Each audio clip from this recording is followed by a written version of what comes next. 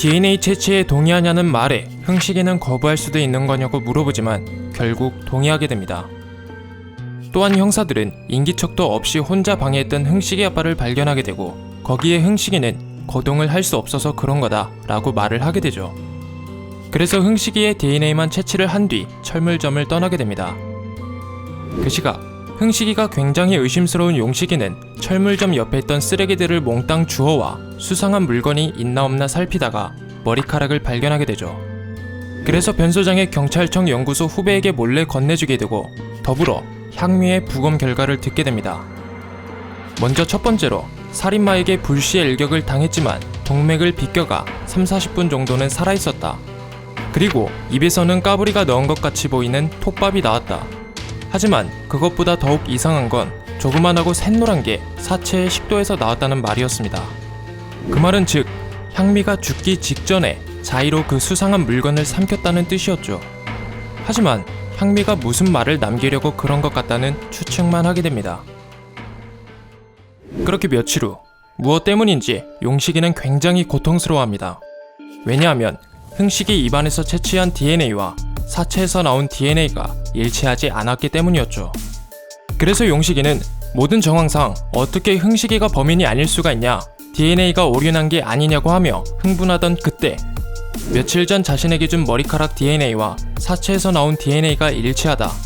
그리고 그 범인 몽타주를 팩스로 보냈다는 연구소 후배에게 온 전화를 변 소장이 받게 되고 용식이는 그 몽타주를 보고 깜짝 놀라게 됩니다. 그래서 바로 흥식이네 철물점으로 향하게 되죠. 왜냐하면 팩스로 온 몽타주, 그 사람은 바로 흥식이 아빠였기 때문이었습니다. 5년 전 까불이 때문에 옹산시장이 흉흉할 때 시래기 작업자 한 명이 추락하는 사고가 발생하게 됩니다. 그 작업자가 바로 흥식이 아빠였죠. 그래서 그는 그때부터 불구가 된 것처럼 위장을 하고 살인을 멈추면서 경찰의 수사망을 피할 수 있었던 것뿐만 아니라 사고가 난 후부터 집 밖으로 나오지 않아 시장 사람들에게 점점 잊혀져 갔고 더불어 훗날 그걸 이용해 향미를 죽이고 동백이도 죽이려 했던 것이었습니다. 하지만 옹산 토박이었던 용식이는 그 몽타주를 보고 단번에 흥식이 아빠라는 걸 알아차려 철물점으로 향하게 된 것이었죠. 그렇게 용식이는 자신이 아빠를 더 관리하겠다는 흥식이를 무릅쓰고 6년여 동안 까불이라는 탈을 쓰고 있던 흥식이 아빠를 잡게 되며 옹산 까불이 연쇄 살인사건은 막을 내리게 됩니다. 그렇게 옹산의 평화가 찾아오나 했지만 동백이에게는 아직 할 일이 남아있었죠. 바로 신장이 매우 좋지 않은 정숙에게 신장 이식을 해주는 것이었습니다. 그래서 병원을 찾게 되고 동백이 혼자 담당 의사를 만나 수술 날짜를 잡게 되죠. 그러고 나서 정숙에게 돌아온 동백이는 깜짝 놀라게 됩니다. 왜냐하면 정숙이 투석도 받지 않은 채 사라졌기 때문이었죠. 알고 보니 정숙이 앓고 있는 신장 질환은 유전 가능성이 50%가 넘나드는 질환이었고 그 말을 들은 정숙은 동백이가 자신한테 신장 이식을 해주면 동백이도 자신처럼 투석을 받으며 살아야 하지 않냐, 더 이상 동백이에게 피해를 줄 수 없다 생각하여 동백이가 잠깐 자리를 비운 사이 몰래 병원을 나왔던 것이었습니다. 그래서 동백이는 용식이에게 도움을 요청하게 되죠.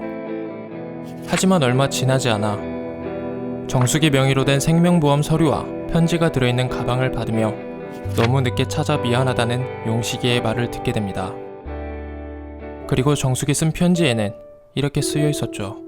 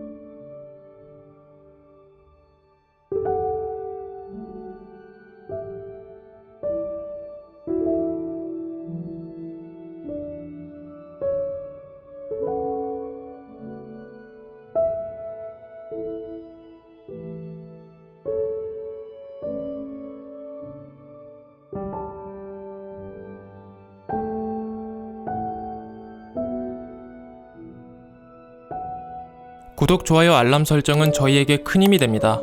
빠른 시일 내로 마지막 회로 찾아뵙겠습니다. 시청해주셔서 감사합니다.